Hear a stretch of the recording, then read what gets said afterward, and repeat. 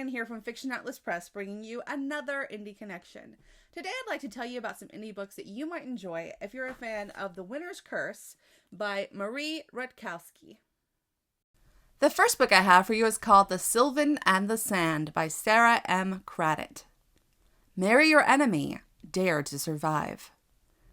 Yesenia Warwick artfully dodges her father's talks of marriage, set on proving she is just as capable as her brothers.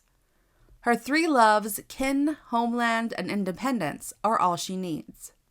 Corin Quinlandon suffers under the cruel contempt of his ruthless father and brother as they scheme and plot from their castle in the trees. He's given up wishing for happiness. A strategic marriage far from home is as high as he dare dream. But the king of this realm has his own plan.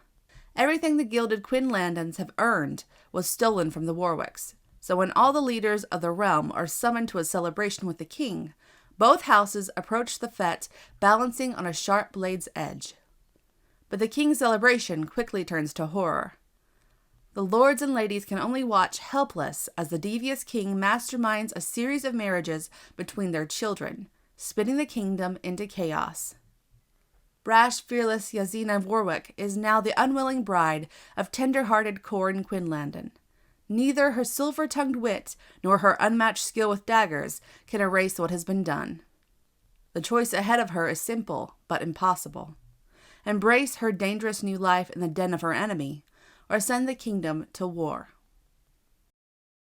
The second book I have for you is called Fear of Fire and Shadow by S. Young. As one of the few remaining mage in the world, Rogan was stolen as a child and placed within the palace as handmaiden to Hayden, the last of the royal family. Now, as adults, the two young women are as close as sisters, and when Hayden falls victim to a sleeping disease, only Rogan can save her. Hayden's magic keeps peace across their land, and if she dies, their whole world will fall into the darkness of human nature. Setting off on a journey to revive the plant that will cure her friend, Rogan is stuck in close quarters with a protector she distrusts above all others, Wolf Stovia, the son of the man who kidnapped Rogan and destroyed her family. At a constant battle of wills with Wolf, Rogan knows their expedition will be fraught with tension. However, she never imagined that the quest would be so dangerous, that her beliefs would be so shaken, or that she'd find herself falling for her greatest enemy. The third book I have for you is called Scarlet Princess by Robin D. Mayle.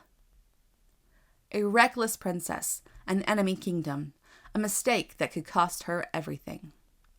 Rowan has always known her place in the world and exactly who she is, a princess of Lachlan. That is, until a series of missteps lands her in the hands of her enemies.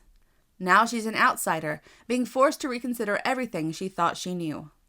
When her relationship with her captor takes an unexpected turn, she must figure out if centuries of animosity between their two lands is more than they can overcome, or if the Sokarians might be able to accept her as one of their own.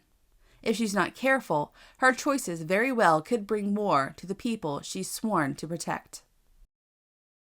And the last book I have for you is called Prisoner of Steel and Shadow by Meg Ann. A kidnapped queen. A vengeful god has stolen everything from the Queen of Assassins, her title, her power, her memories, even her name. Now merely a ghost of her former self, Shadow must enter a deadly game and fight for her freedom or risk spending the rest of her life as a madman's prisoner. But in order to win, she may be forced to lose what's left of her true self in the process. A legendary warrior. Resolved to a life sworn to duty instead of love, Ronan wasn't prepared when the assassin queen swept into his life. Then, as suddenly as she appeared, she vanished without a trace. After 5 years, he's no closer to finding her. So when a prophecy offers the first clue to her whereabouts, there's no question he'll set off to rescue her. But when they finally come face to face, she has no idea who he is.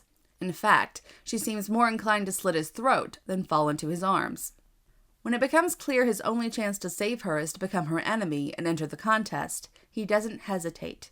He'd risk everything to bring her back, including his life. After all, the only reason his heart still beats is for her. Okay, that's all for me this week. I'll see you next week on the Indie Connection. Bye.